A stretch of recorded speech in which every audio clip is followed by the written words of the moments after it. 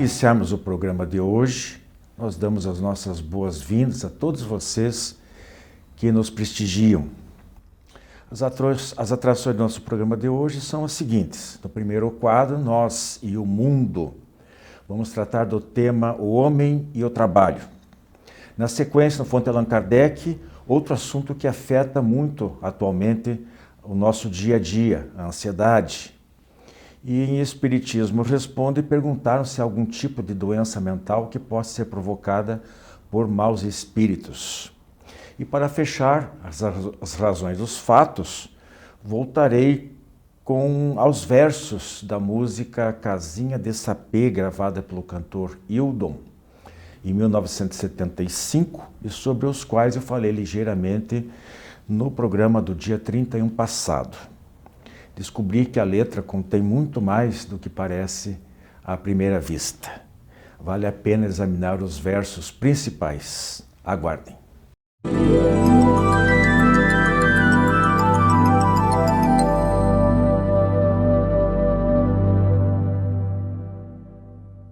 Olá, amigos.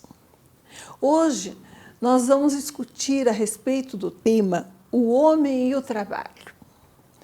Um tema relevante por si só, mas que a princípio nos dá uma ideia assim de esforço, de alguma coisa sacrificial, pelo menos no conceito antigo sobre o assunto.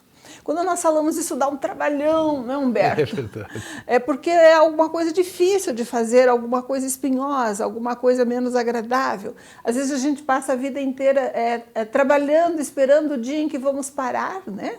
Nos aposentar e começarmos a viver a vida, o que é um conceito também, vamos ver, equivocado, porque o trabalho faz parte da própria natureza e da necessidade humana. Estamos com o Humberto aqui, que nos acompanha na discussão desse tema relevante. E eu tenho a impressão que ao longo do tempo, né, o nosso entendimento a respeito desse tema mudou um tanto. Você concorda, Humberto? Era diferente antigamente? Era diferente, sim, Rose, porque inicialmente, se você pensar, o homem sempre foi um conflito, né? Trabalho, a relação com o trabalho. Uhum.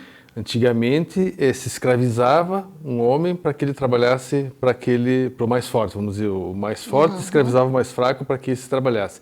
Então sempre se teve o trabalho como sofrimento, como uma obrigação, uma punição, quase. Uma punição, algo realmente que exigisse muito, né, que tomasse o tempo e que a pessoa, como você disse, viva trabalhando, né? Então é uma ideia conflitante mesmo. Porém, isso com o tempo foi se modificando, né? Foi se modificando, foi se clareando e o trabalho, na verdade, se a gente observar, a natureza toda trabalha, né? Toda a natureza trabalha. Deus criou o universo, mas só falando do nosso planeta aqui, tudo trabalha, todos trabalham. Uma bactéria, ela precisa trabalhar para obter o seu sustento, o seu desenvolvimento. Aquele conceito era equivocado. Então, aquele da Bíblia, como é que era o castigo quando perderam o paraíso, meu Deus? Então, era de Adão assim, e né? Eva, né? Vão então, trabalhar com o suor do seu rosto. Agora você vai viver, vai precisar do suor do próprio rosto para trabalhar. Exatamente. Então, é claro que uma alegoria, né? Mas aí trouxe essa ideia realmente para o ser humano que trabalhar agora era um castigo de Deus. Deus castigou o homem ao trabalho. Né? E hoje a gente vê que esse conceito mudou, né? O que nós temos hoje? Entre outros, né? Eu tenho a impressão que com os estudos de Kant, as ideias dele sobre a dignidade do ser humano, o próprio ser humano passou de ser um objeto de produção de trabalho, né? Ele passou, não era mais aceito que ele fosse um instrumento de produção de bens para terceiros ou um mero instrumento de conquista de coisas, de produção de utilidades. Ele passou a ter reconhecida em si a dignidade e a necessidade da busca do sentido da própria existência.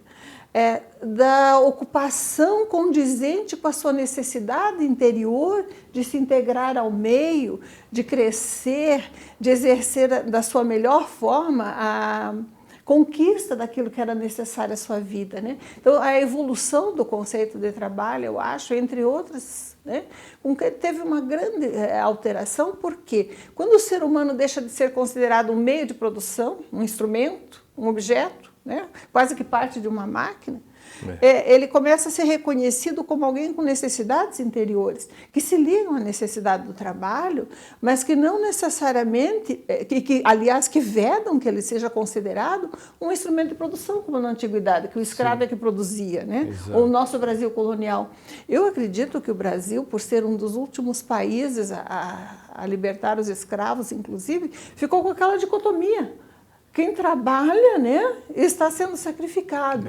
E aquele que conquista meios e está numa melhor posição, então está longe do dever do trabalho ou da necessidade do trabalho. E a concepção atual, eu tenho a impressão que alterou. Até porque o conceito do que é trabalho alterou, né? O que é trabalho para você, Humberto? Então, Joana de Ângeles cita, ela diz no livro dela que o trabalho é a ação numa obra ou no ministério, né?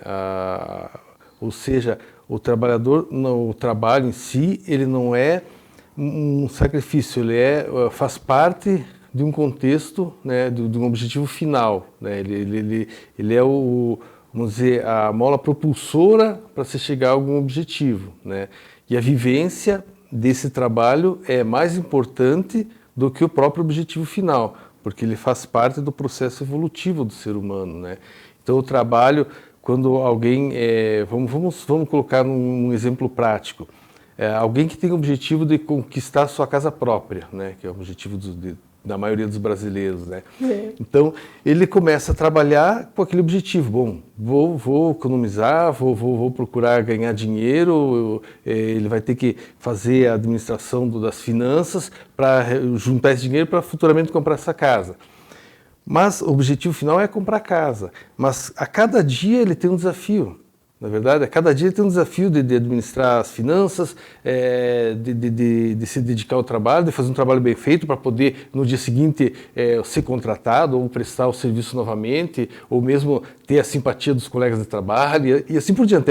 É uma conquista diária. Então, todos os dias ele está não só prestando um serviço para a sociedade, auxiliando a sociedade, como adquirindo os valores e os desenvolvimentos dele. E lá o objetivo da casa é o objetivo final, vamos dizer, é um componente de todo o processo. Sabe onde eu vejo um hiato nesse conceito? Eu acho que até por causa da nossa herança de Brasil colonial, né?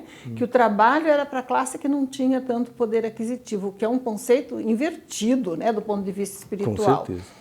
Eu vejo esse ato na formação das crianças dentro das famílias. É claro que se tem que evitar o abuso do trabalho infantil ou impedir, né, que a criança tenha o tempo para a brincadeira, para o lazer, para a escola. Mas me parece que as famílias se equivocam no sentido de que o trabalho é prejudicial. E a criança ter obrigações dentro de casa, né?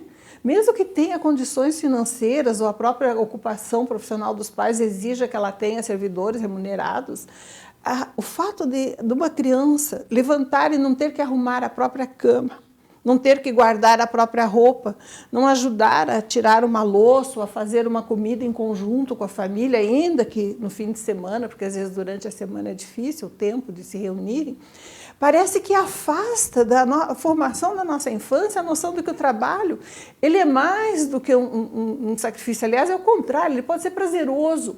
E que a execução das obrigações mínimas dentro da família contribui para uma solidariedade, para a assunção de responsabilidades, para o sentido da própria existência, para que a criança sinta que faz parte daquele todo, se sinta integrada e aprenda que tem valor aquilo que ela pode contribuir, aquilo que ela pode fazer.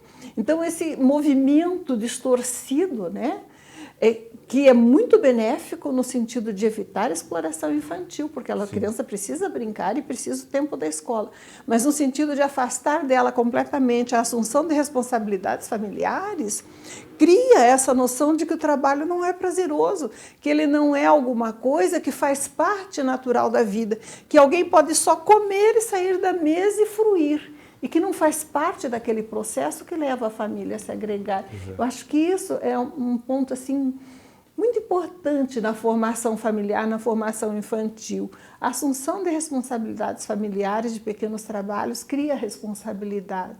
E a doutrina espírita, o que você lembra que ela fala? O que o livro dos Espíritos fala sobre o trabalho? Veja, só deixa eu complementar, claro. Só para ilustrar essa parte que você falou, que eu achei muito importante da educação da criança aprender o conhecimento do valor do trabalho. Sim. Que é uma história que conta de um garoto que vê um inseto tentando sair do casulo. E ele vê que aquele inseto faz um esforço para tentar sair do casulo. Então ele, querendo facilitar a vida do inseto, ele quebra o casulo. E o inseto sai do casulo e fica aleijado. Né? Isso ilustra essa questão que você falou, de que a criança praticamente ela fica aleijada se ela não tiver, os pais não permitirem esse auto-esforço dela. Esse esforço dela é incentivar para que ela aprenda, para que ela crie esses valores. Com né? certeza. Quando você falou, me veio essa história, eu falei, nossa, é fantástico, ela né? ilustra A formação é importante. Exatamente, a formação e principalmente essa questão do desenvolvimento, né? Justamente na infância, né? Que é o momento em que mais a gente precisa desse desenvolvimento. E que depende do exemplo dos pais, né? Porque se a mamãe se esforça por servir a mesa, mas acabou a refeição, o papai não ajuda a lavar a louça, né? Um exemplo. A criança não aprende. Exatamente. Mesmo que a gente tenha condições financeiras de ter auxiliares, que às vezes a vida exige e o nosso país ainda permite, né? Um privilégio até. Nós temos que valorizar o trabalho desses auxiliares, colaborando, e a criança tem que aprender com exemplo, claro. né? A participar. E onde que ela vai aprender se não for dentro de casa? Na partilha das atividades domésticas? Não tem outro lugar. Como você disse, o ensinamento ele pode ser captado, mas o exemplo ele vai arrastar a pessoa para aquele entendimento, para aquele aprendizado. Bem isso. Né? Eu lembro da questão 674 do Livro dos Espíritos, né? Em que os espíritos perguntam: a necessidade do trabalho é uma lei da natureza?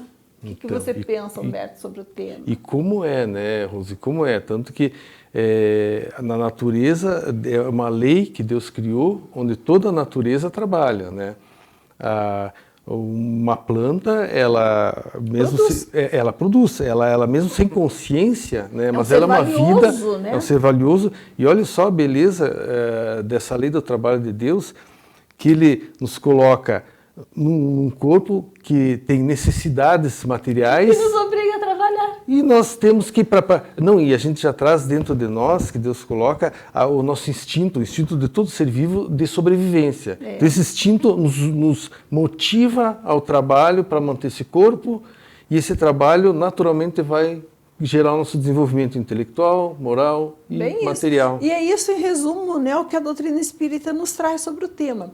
Nós somos convocados pelo processo evolutivo a adquirir experiência de princípios espirituais simples, sem características que nos individualizem. Nós vamos, através da experiência, adquirindo a individualidade e criando laços de afeto, conquistando nossos poderes de liberdade, sabedoria, conhecimento, amorosidade. Isso se faz de que forma? Pelo trabalho. Quando nós nos recusamos ao trabalho, a vida nos atinge, porque o processo evolutivo é inevitável, a única fatalidade é a nossa evolução. Exato. Então, quando nos recusamos ao trabalho positivo, no bem, a lei da vida nos atinge pela dor, porque nós precisamos despertar de alguma forma. Mas a dor vai se tornar cada vez menos necessária como instrumento evolutivo à medida que nós nos dedicarmos ao trabalho. Não a qualquer tipo de trabalho, porque as forças do mal também trabalham, mas é um trabalho integrado, né? Não apenas em busca da remuneração imediata, mas aquele trabalho que nos torne úteis à comunidade, à sociedade, a nós mesmos, à nossa família, ao nosso universo, sem a busca da retribuição direta, muitas vezes. Muita paz, fiquem conosco. Jornal Comunicação Espírita. Nesta edição, na matéria de capa, Pássaros e Lírios. No editorial, Eternos Aprendizes. E ainda uma abordagem sobre o perispírito. Jornal Comunicação Espírita. Assine e recomende.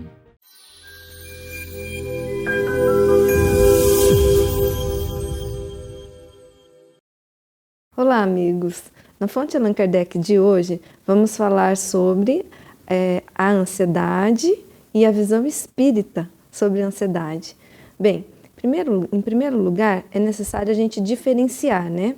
Existe uma ansiedade que todos nós temos. Ela é considerada uma ansiedade normal, fisiológica, ela é necessária, que é aquela ansiedade que nos coloca para a ação, que nos faz levantar cedo para ir trabalhar, que nos faz fazer exercício físico, que nos faz levar em frente um projeto, que faz com que a gente realize boas ações. Essa ansiedade, ela não causa problemas nem danos e ela é necessária. Se não tivéssemos nem um pouquinho dessa ansiedade, considerada normal ou fisiológica, nós não faríamos muitos dos projetos que nós temos que fazer, não é mesmo? Porém, quando essa ansiedade, ela toma proporções maiores, que traz sintomas, por exemplo, insônia, agitação, tremor nas mãos, taquicardia, confusão mental, algum pensamento acelerado, uma sensação de que não está tendo tempo de resolver as questões atuais, um medo muito grande, uma angústia. Então, nós estamos falando de um transtorno ansioso. Para cada transtorno ansioso, existe um conjunto de sintomas que são identificados em dicionários médicos, usados no mundo inteiro. Um dos dicionários conhecidos é o CID, o Código Internacional de Doenças.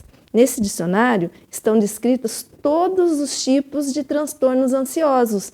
Por exemplo, o transtorno do pânico, o transtorno do estresse pós-traumático, o transtorno de fobia específica ou fobia da ansiedade social, transtornos ligados a essa agitação constante que faz o indivíduo não conseguir trabalhar, não ter uma boa vida ou ter uma baixa da qualidade de vida.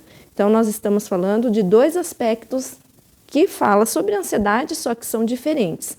Aquele que é considerado normal e aquele que é considerado transtorno, que vai causar dificuldades, prejuízos para a vida daquela pessoa. Bem, agora vamos passar para a visão espírita da ansiedade.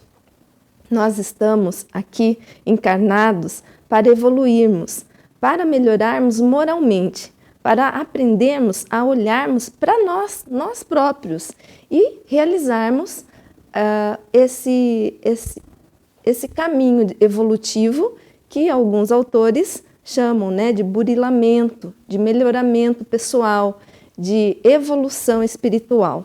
Bem, nós passamos várias encarnações e nessas encarnações cometemos vários erros, vários equívocos, escolhas que podem trazer sofrimentos.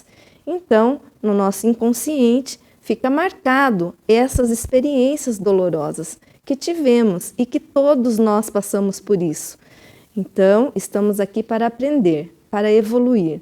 A ansiedade pode vir, então, dessas experiências dolorosas de vidas passadas. Então, nos vemos agora em situações que nos remetem àquelas situações guardadas no inconsciente, coisas que vivemos lá atrás, que não sabíamos como lidar lá atrás e que tão pouco sabemos lidar agora. E isso faz com que o nosso self, o nosso eu, fique muito agitado, como se a gente precisasse resolver aquilo. Além disso, o indivíduo ansioso, ele tem uma baixa confiança em si própria e ele dá muito valor para situações externas. Então, acaba que, por eu não confiar em mim, por eu me sentir inseguro diante das situações, eu acabo me tornando uma pessoa ansiosa. Juntamente a esse processo, vêm as reminiscências antigas, essas memórias inconscientes guardadas de coisas que nós passamos em vidas passadas, né? Ou melhor, em questões ou experiências que não foram muito boas, né? Então, aqui nós temos a visão da psicologia para a ansiedade, né? De uma maneira bem breve, bem resumida, e também, de maneira resumida, a visão espírita da ansiedade. Bem, para todos esses tipos de agitação que a ansiedade traz, a prece é um recurso maravilhoso. A meditação, voltarmos para nós mesmos, tentarmos olhar que Deus está sempre nos protegendo, nos amparando, nos auxiliando em tudo que nós precisarmos. Jesus é o nosso mestre e guia. Pensemos nele e a ansiedade, com certeza, irá diminuir no dia a dia. Muita paz, amigos. Falo rapidamente sobre 4 livros, todos de nossa autoria e para cuja leitura eu convido todos vocês. Temos aqui a Eficiência na Comunicação Espírita, editora DPL 2001, o Espiritismo em Visão Panorâmica, editora O Clarim 2006, e os últimos 2 livros da editora M, Destino, Determinismo ou Livre-Arbítrio de 2011 e de 2017, Admirável Mundo em que Vivemos. Os pedidos podem ser feitos pelo e-mail e pelo WhatsApp que estão aí na tela. E informe-se sobre os valores. Não percam esta rara oportunidade e boa leitura. Visite nosso canal no YouTube e confira nosso acervo de programas, debates, entrevistas, o diálogo aberto na visão espírita. Programa Diálogo Espírita, ADEPR no YouTube.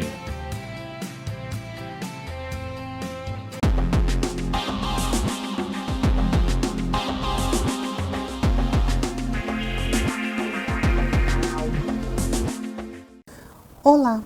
No quadro Espiritismo Responde, nós temos uma pergunta bem atual para fazer para todos. Existe doença mental causada por um espírito? O que vocês acham? Vocês acham que um espírito pode trazer um transtorno mental? O que é o transtorno mental? O que é a loucura?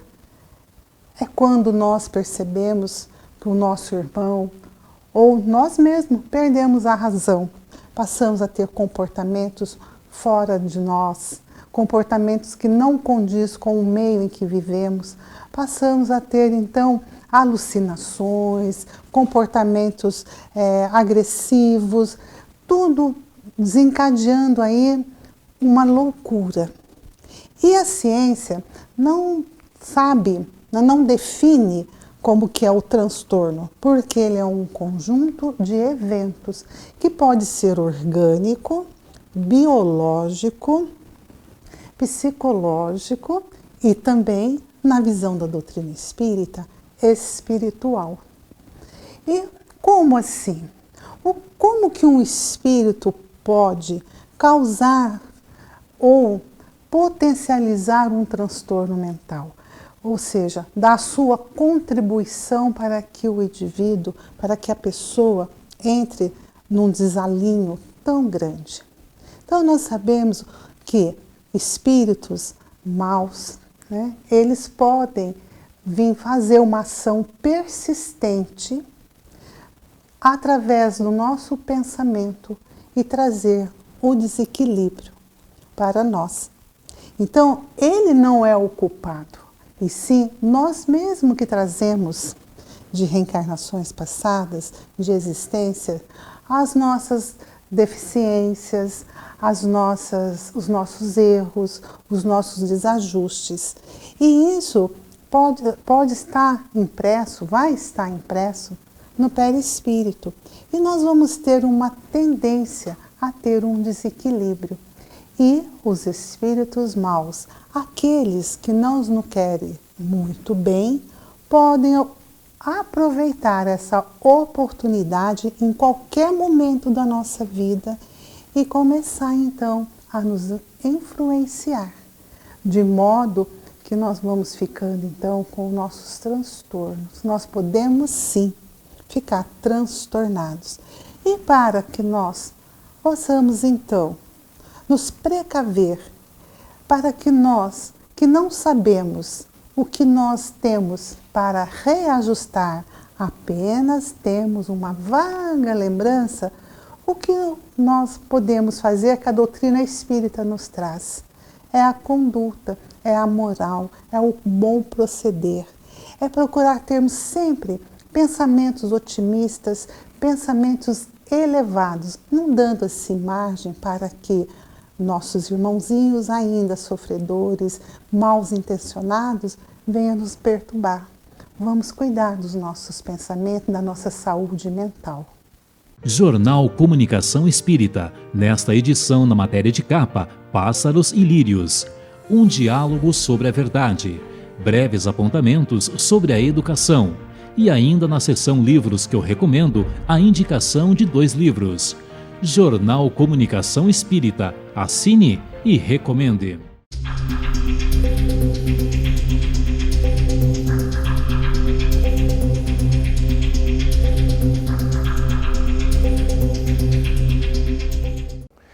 Como eu informei lá na abertura, eu estou retomando hoje o assunto que foi um dos temas do nosso programa de 3 semanas atrás, um trecho da música Casinha de Sapé, gravada pelo cantor Hildon, em 1975. Então vamos recordar aqui os versos principais.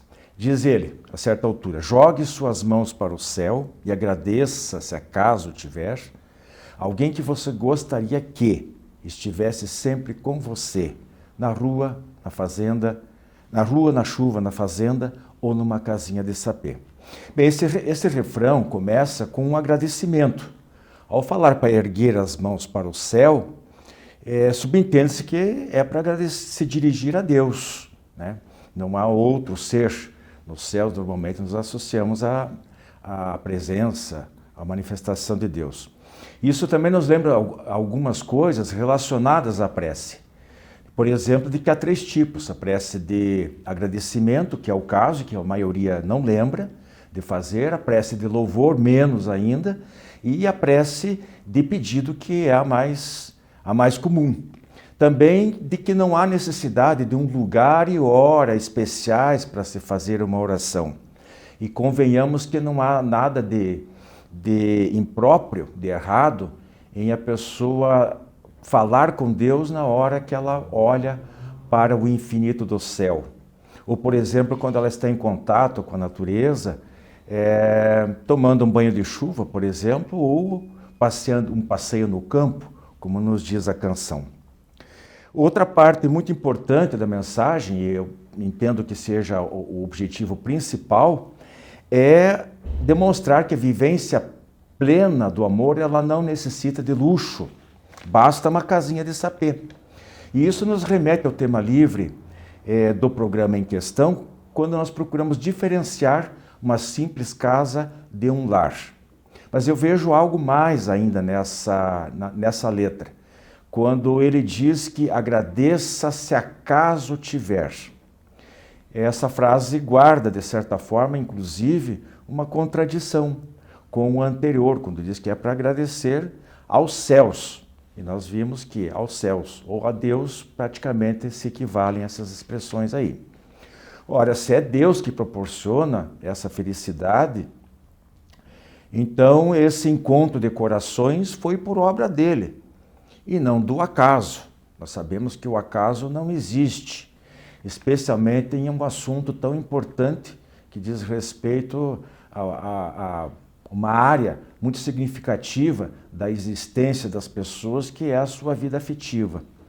De fato, as nossas reencarnações, para a maioria que já se encontra num estágio médio de progresso espiritual, principalmente no aspecto moral, costuma contemplar em seu planejamento o futuro das relações afetivas, inclusive e principalmente as conjugais, a escolha do futuro cônjuge, junto aos quais nós buscaremos carinho, companhia, apoio, companheirismo, tanto nas horas felizes como nas horas mais difíceis. E atualmente, apesar das mudanças e ameaças à estabilidade familiar, nós dizemos que, enquanto cinicamente alguns dizem que seja eterno enquanto dure, nós dizemos que então que dure para sempre. Boa semana a todos.